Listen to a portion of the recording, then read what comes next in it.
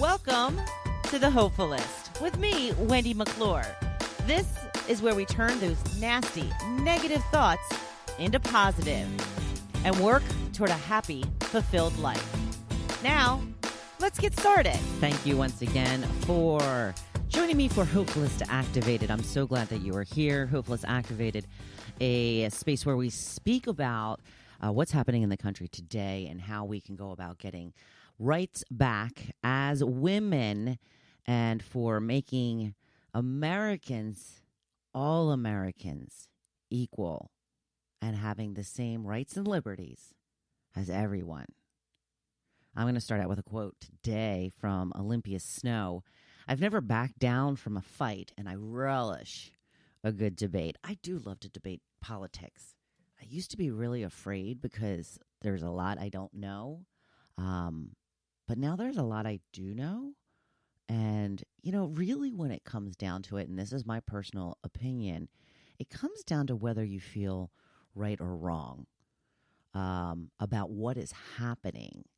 I've got to say, as a Republican for most of my life, I often had stances that made me feel bad, that made me know somewhere deep down inside that what I was standing for wasn't right. And once I finally started to open my eyes and wake up to what is really going on, to what is really happening in this country and how history has been slanted, I started to do more research. I started to educate myself. And I don't feel that way anymore. Now that I'm on the other side, I don't feel guilty. I don't feel bad.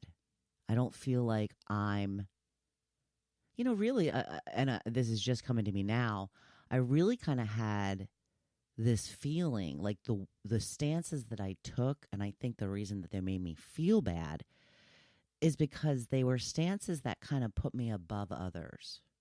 There was so much judgment in it. And I finally realized that this, I think, is a major difference between the two sides, is one side feels entitled and above a lot of the other people in the country, while the other side just really wants freedom for everybody and for everybody to live the life that they choose. Again, just my opinion. So, some great news this week out of Kansas. They overwhelmingly voted against an amendment that would have outlawed abortion in the state. So, 61% of the people voted no, even though they worded the amendment on the ballot to be deliberately confusing. They do this all the time, by the way. So, you really have to do your research before voting on an amendment or a referendum that you see on your ballot. They deliberately worded it confusingly, hoping that people would misunderstand and vote yes. Now, voter turnout was the highest it has been in years. This gives me so much hope that people will get out and vote these rogue Republicans out of office. It is just baffling to me how much they have voted against in just the past few weeks.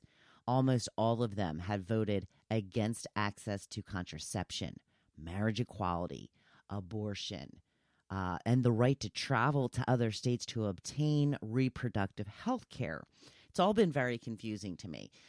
Not only does it seem they want to go back to a time when women had no rights, among other groups, but they seem to think all of their constituents feel the same, even though polls show the majority of Americans are for reproductive care and gay marriage. And I'm so ecstatic to see that this first big test has proven them wrong. Frankly, I think 61% is not that great. I was hoping it was going to be like 82%, but everybody seems to be thrilled that this 61% of people voted no, sending a clear message that the majority of people in that state want to have access to abortion. Now, this has finally spurred the Biden administration to make some movements toward rectifying the overturn of Roe v. Wade. He has now signed an executive order that will make it easier to cross state lines to get abortion access. Now, along with his other executive order on emergency health care for women, it's very vague. We're not even sure what it really does. So, although I'm glad that he's doing something, these are good first steps. We have to make it more clear. And the Democratic Party has not been doing enough to fight back against these people that are stripping our rights. They need to make bold moves while they still have a majority in the House of Representatives. Now, the time to do all this is now. And, of course, they just went on break this week, so they're going to be gone for, a month or so. Because, they get all this time off because, it's summer. The regular people don't do it. It's a whole other thing. I'm not going to get into it. But the election is coming in November, and historically, when a Democratic president is elected, like he was in 2020, the majority in Congress will go to the other side. So historically, Republicans will take the House. Now, I happen to think that won't happen in this case because anyone who is paying attention can see the Republicans in this Congress are attempting to take away freedom from a majority of Americans, with women being their biggest majority. But just in case, Congress needs to do more to secure the rights we still have and work toward getting us back to being able to choose what we do with our bodies and with our lives.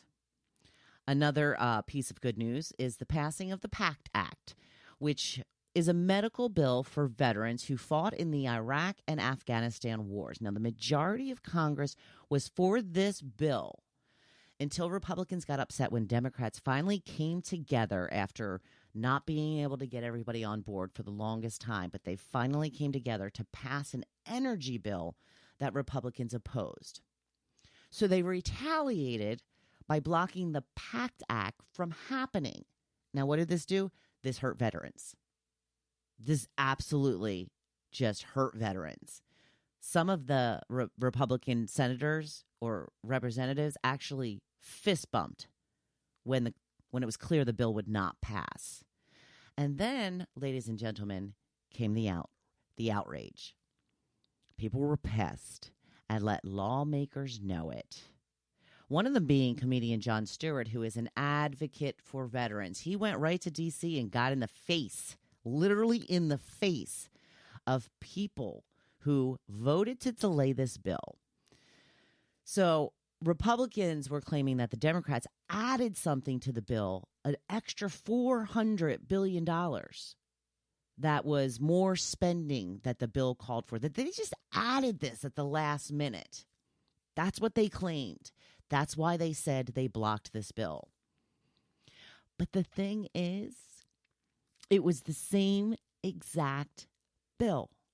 The wording wasn't changed at all. They eliminated one sentence that was technically unable to be used in the bill. There was no difference in the two bills whatsoever. Americans came out in force to put them on blast, knowing they were outright lying. Now, the bill did pass this week. And why did it pass? Well, because people came together and told politicians they are tired of their BS, to stop using people, in this case veterans, to satisfy their agenda, their revenge. And I want you to ponder this and ask your Republican friends and ask yourself if you are a Republican. Once this bill passed, you have to realize that one of two things happened when it comes to the senators that cried that there was $400 billion added to this bill. So then why did they pass it? If that's true, if there was $400 billion added to this bill by Democrats, and that's why they voted against the bill, why did they change their mind? Now it's all of a sudden okay that this extra $400 billion is in there? Or did they lie and there was never an extra $400 billion? Something for you to ponder. So it proves that when people speak out about an issue they believe in, it makes a difference. So I am begging you to speak up about this abortion issue more. Talk about the fact that you think it's un-American, that you won't stand for the rights of women to be stripped and nullify gay marriage in this country, that you believe in freedom and that people have the right to live in a way that makes them happy when it doesn't affect anyone else's life.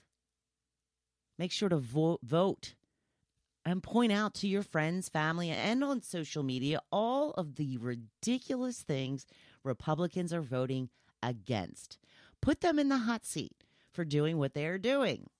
Highlight it and let people know this is not the America you know and love. Mostly, vote. Get out and vote.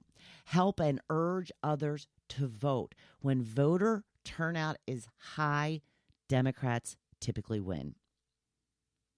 So get out the message to go and vote this November.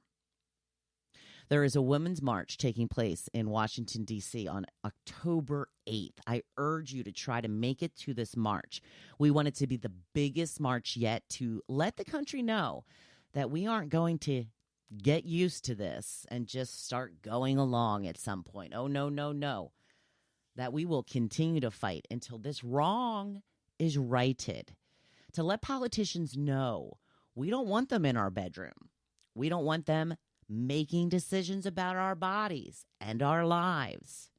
We have had enough of white men telling us what we should do. And we won't listen anymore. And we will fight and keep fighting. Now, I'm personally feeling a little bit better. I feel like progress is being made and we are making strides.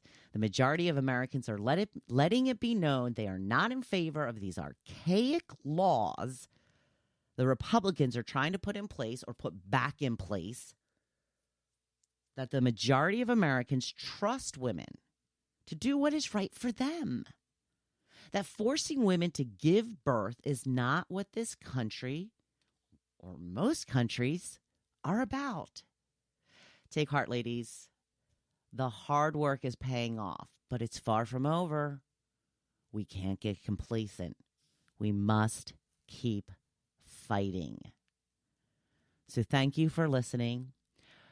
Hope to have you join me next week for another edition of the Hopefulist Activated. And I hope you have a fantastic weekend. We're making a difference, ladies. Thank you for listening to The Hopefulist. Now, don't you feel good? Make sure you come back next week. See you then.